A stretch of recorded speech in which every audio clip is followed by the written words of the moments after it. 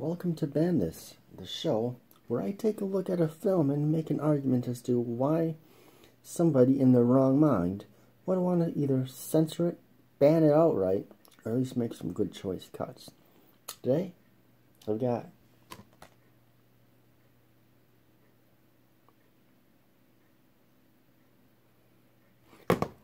Home Alone from a year by a person starring people. Macaulay Culkin's relevant again. I never thought that would happen, but he's all over the place again. Interesting. Anyways, now, what's so bad about this film? Well, here's the way it's described a lot of times. It's Die Hard for kids. Now, a child seeing, films glorifying violence, starring adults as the main characters is one thing.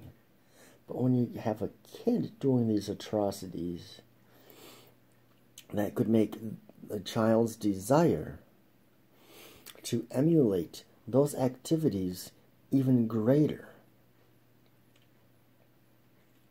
Now,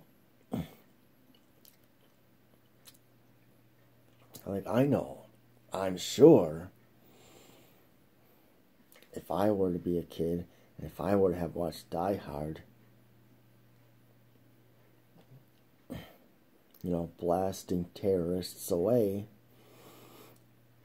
I wouldn't want to do it as much than if I were to see Macaulay Culkin blast away those same terrorists. Obviously, it's burglars, not terrorists, but the concept is similar of, defending yourself from bad people.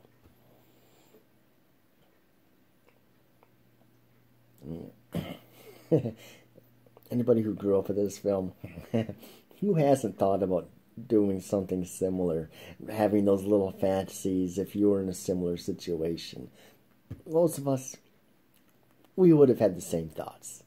But obviously, we didn't go out and do it. It just remained a fun, in our opinion, harmless fantasy.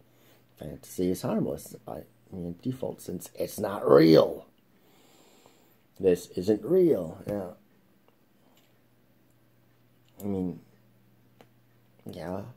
The things could be emulated, but I don't know of anybody who did. I've never heard any horror stories of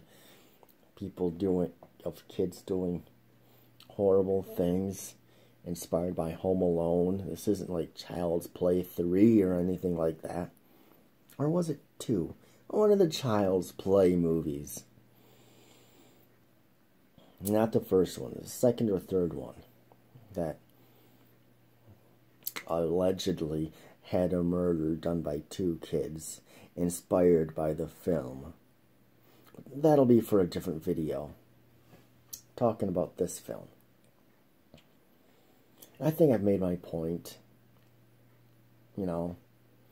Children being prompted to do a similar thing. That would be their grounds of censorship. I can't do the anti or pro-gun route, since nobody uses guns in this movie. Well, he uses a BB gun on toy soldiers. I'm sure if I really wanted to stretch it, I could use that. And this day and age, with those leftists, I wouldn't be surprising if they were to try to do that. We live in a day where, It's a Wonderful Life is sexist. Gremlins is racist. I don't know how people can live with themselves being offended so easily at things like that. It's just... No wonder my generation is so depressed. They get offended over stupid things like that constantly. Anyways, I loved this film growing up as a kid. It's been a long time since I've seen it. This year's my first time seeing it in like 15 years, feels like. I didn't think I would like it as much as I did. I didn't think it ages well. Although the things I liked now and then as a kid flipped.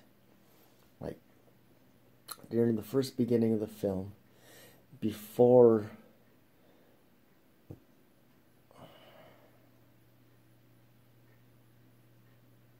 Kevin starts setting his traps, there's a lot of heart to it.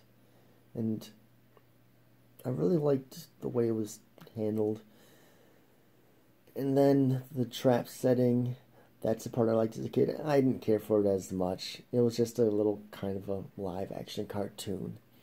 But there was enough going for it that I liked the film a lot. It made me feel nice. The whole family thing, and there's a lot of good aspects for it. But, yeah, what I liked as a kid, I don't like as much now. And what I didn't care for as much as a kid, I really like now.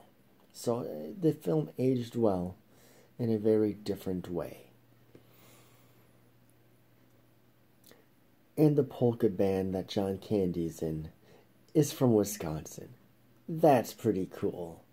I liked that. A polka band from Wisconsin. Polka, it's about one of the most Wisconsin things you could possibly do. Alright, well, that's about it for this. If you watch this on YouTube, I feel sorry for you. Check me out on BitChute. If you want to get hold of me on social media, hunt me down on mines.